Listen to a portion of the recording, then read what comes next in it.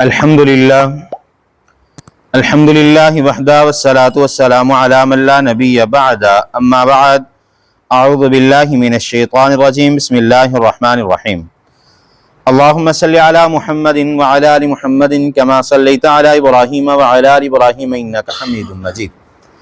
اللہم بارک علی محمد وعلی آل محمد کما بارکت علی ابراہیم وعلی آل ابراہیم انک حمید مجید۔ ہر قسم کی حمد و ثنا اللہ وحدہ لا شریک کی ذات کے لیے، کروڑہ درود و سلام امام الانبیاء جناب محمد الرسول اللہ صلی اللہ علیہ وآلہ وسلم کی ذات اقدس پر۔ مختصر حمد و ثنا کے بعد کتاب ہے بلوغ المرام من ادلۃ الاحکام، اور اس کا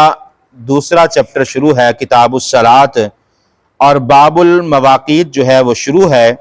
حدیث نمبر ہے 135۔ حضرت ابو ہریرہ رضی اللہ تعالیٰ عنہ اس حدیث کے راوی ہیں۔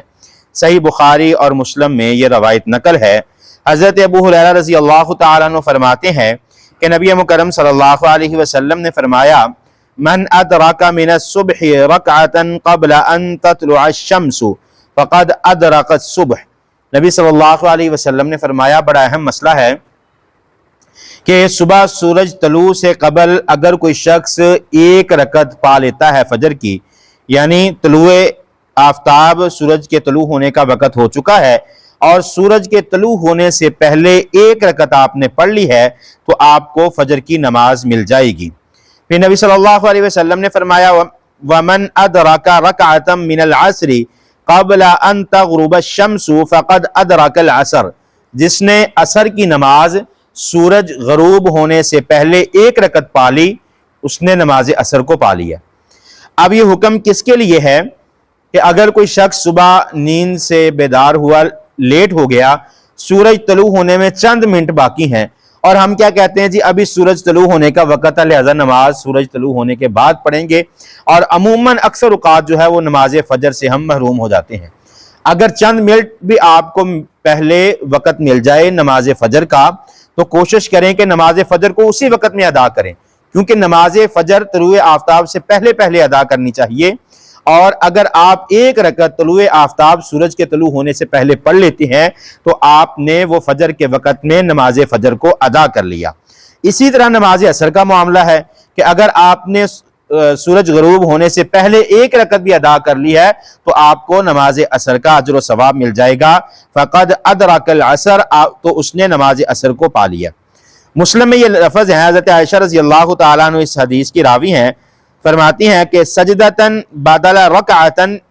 رکعت سے مراد جو ہے رکعت کے دونوں سجدے جو مکمل ہو جائیں۔ یہ نہیں کہ آپ قیام میں کھڑے ہیں اور آپ سمجھتے ہیں کہ شاید یہ رکعت مکمل ہوگی۔ رکعت اس وقت مکمل ہوگی جب آپ نے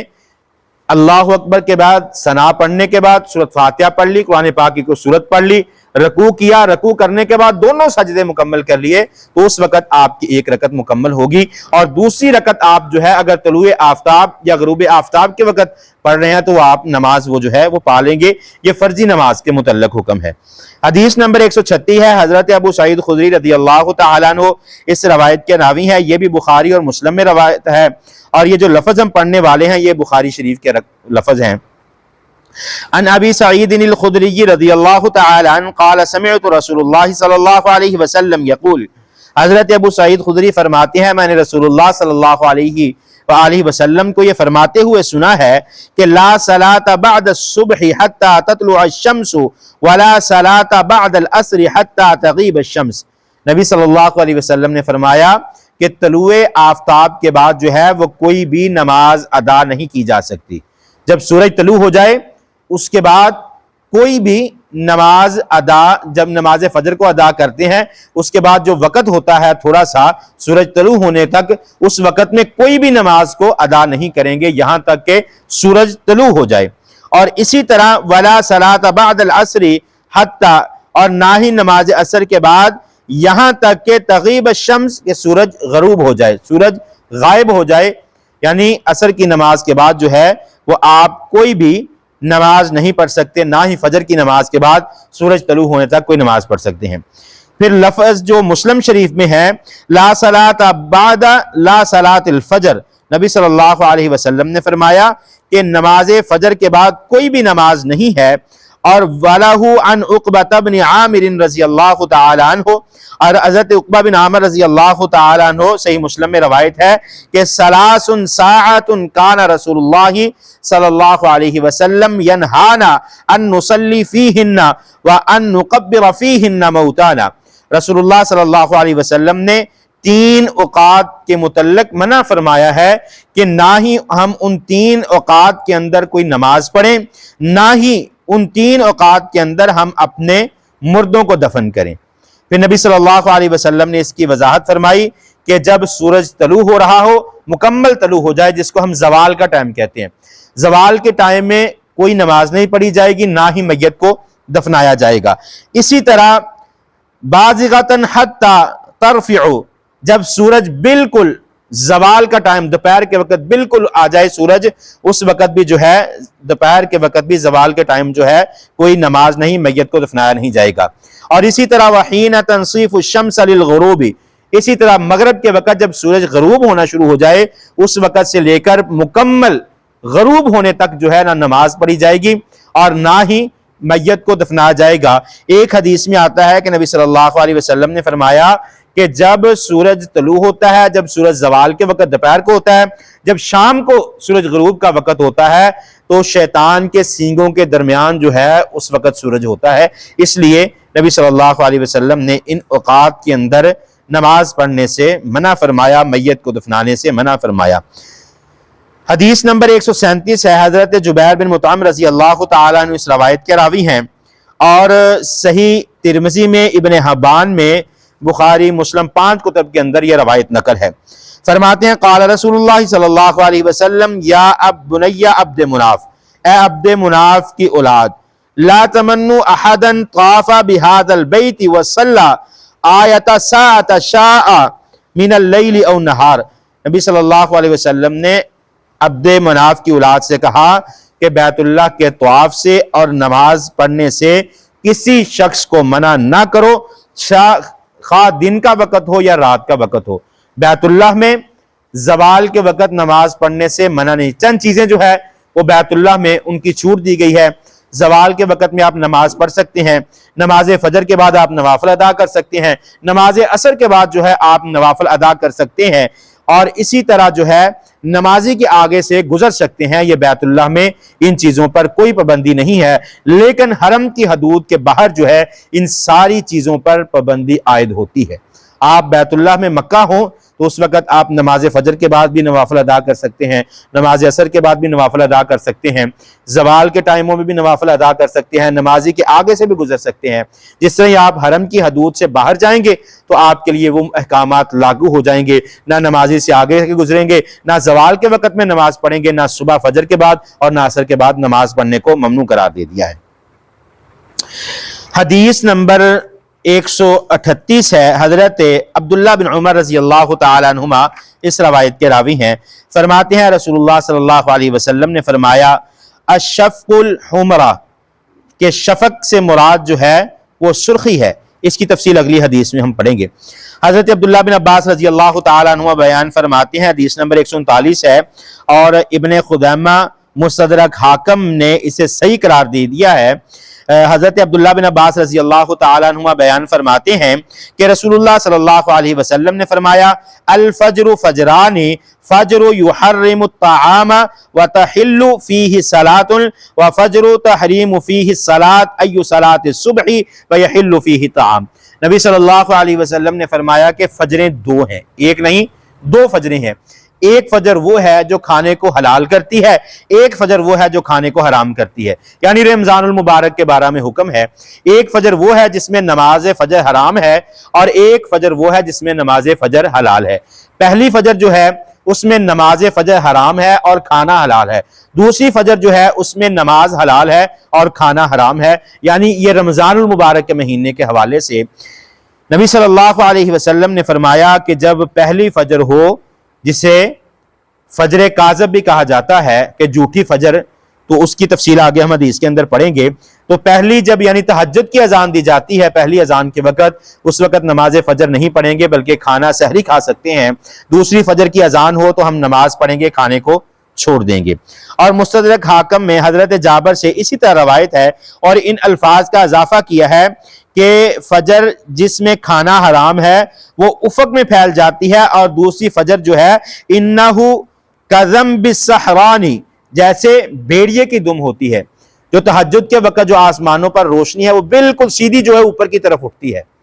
اور جو شفق ہم نے پچھلی حدیث پڑھی ہے، جو سرخی ہے، جو جس کو فجر صادق کہتے ہیں، طلوع صادق بھی کہا جاتا ہے، فجر صادق سچی فجر جو ہے وہ لمبے رخ جو ہے وہ ایک مشرق کی جانب سے جو ہے نا لالگی سرخی شروع ہو جاتی ہے، جس کے بعد نماز فجر کا ٹائم جو ہے ختم ہونا شروع ہو جاتا ہے۔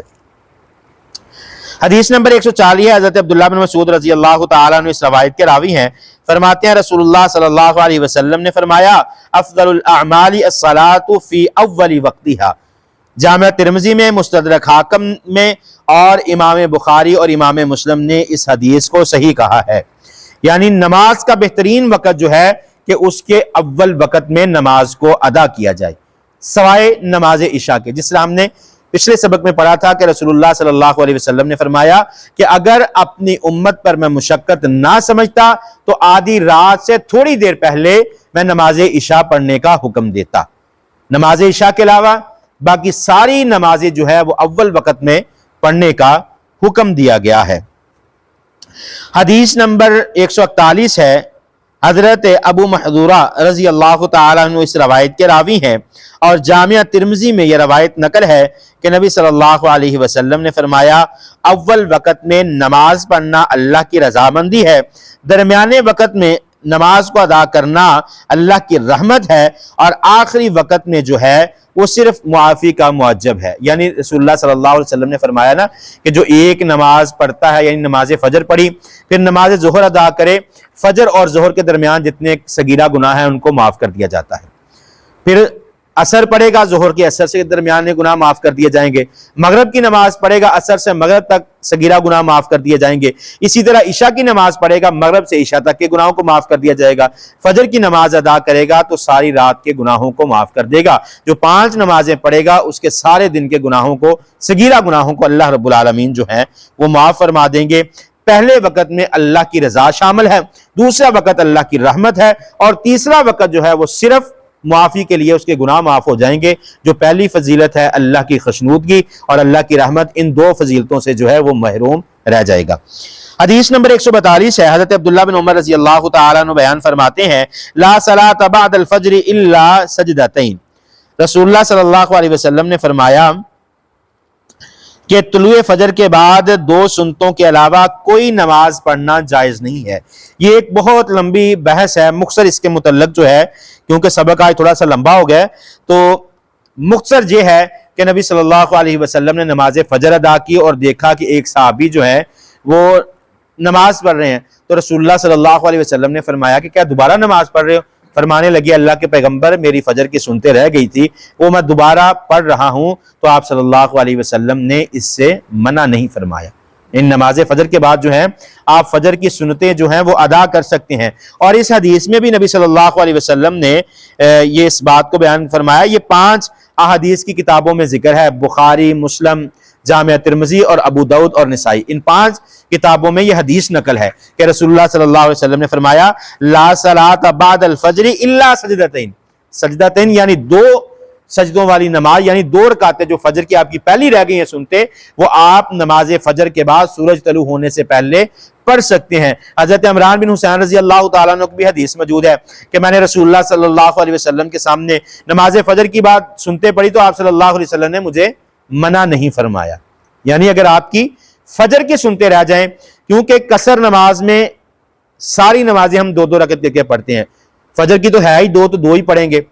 نماز ظہر کی 2 پڑھیں گے، عصر کی 2 پڑھیں گے، مغرب کی 3 پوری پڑھیں گے، عشاء کی 2 رکعتیں پڑھیں گے، لیکن نوافل میں سے فجر کی 2 سنتے اور عشاء کے جو وطر ہیں وہ رسول اللہ صلی اللہ علیہ وسلم نے سفر میں بھی نہیں چھوڑے۔ رسول اللہ صلی اللہ علیہ وسلم نے فرمایا کہ فجر کی سنتوں کی اتنی فضیلت ہے کہ اس دنیا اور اس دنیا میں جتنے بھی خزانے موجود ہیں ان سارے خزانوں سے بہترین خزانہ جو ہے وہ فجر کی 2 رکعتیں یعنی فجر کے 2 سنتے ہیں۔ اس لیے اگر کسی کو مسجد میں آئے، نماز فجر کی جماعت کھڑی ہو، جماعت کے ساتھ شامل ہو اور نماز فجر ادا کرنے کے بعد سنتے ادا کر سکتا ہے، سنتوں کے علاوہ باقی کسی قسم کی کوئی نفلی نماز جو ہے وہ ہم ادا نہیں کر سکتے۔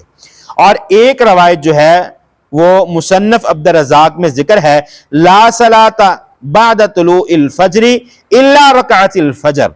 رسول اللہ صلی اللہ علیہ وسلم نے فرمایا کہ فجر کی نماز کے بعد فجر کی سنتوں کے علاوہ کوئی بھی دوسری نماز نہیں پڑھی جائے گی۔ آج کے سبق کی آخری حدیث ہے، حدیث نمبر 143 ہے۔ حضرت ام سلمہ ام المؤمنین رضی اللہ تعالی عنہا بیان فرماتی ہیں، قالت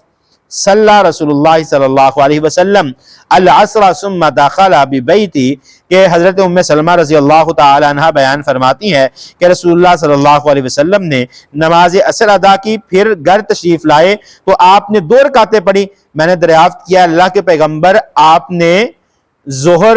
فجر کی نماز کے بعد اور عصر کی نماز کے بعد جو ہے نماز پڑھنے سے منع فرمایا، لیکن آپ خود ہی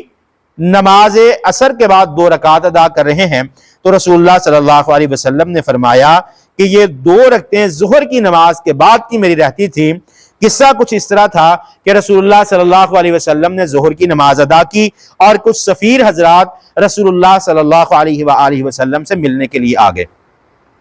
گفتگو میں اتنا وقت گزر گیا کہ نماز عصر کا وقت ہو گیا، تو نبی صلی اللہ علیہ وسلم نے نماز عصر پڑھائی اور گھر آ کر 2 رکعتیں نماز ظہر کے بعد جو نوافل تھے وہ رسول اللہ صلی اللہ علیہ وسلم نے عصر کی نماز کے بعد ادا کیے۔ یہ حدیث جو ہے ایک تو مسئلے کو واضح کرتی ہے